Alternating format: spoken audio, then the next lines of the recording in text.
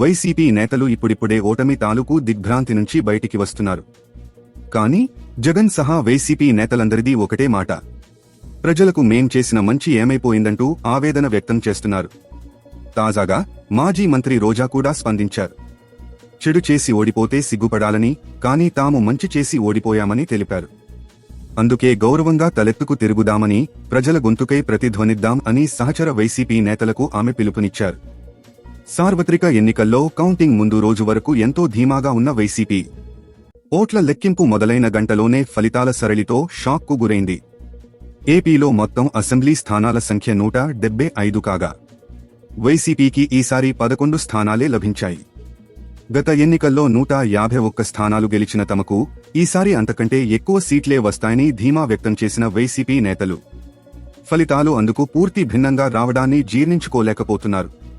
TDP, Janasena, BJP కూటమి ఏకంగా 164 స్థానాలు కైవసం చేసుకుని వైసీపీని తిరుగులేని దెబ్బకొట్టింది.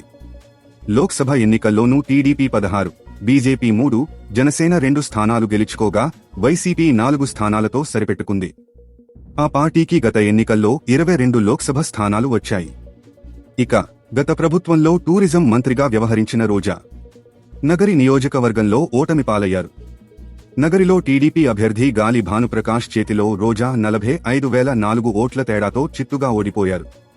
తాజా సమాచారం కోసం లైక్ చేయండి, సబ్స్క్రైబ్ చేయండి, నోటిఫికేషన్ల కోసం గంట సింబల్ ఆన్ చేసి పెట్టండి.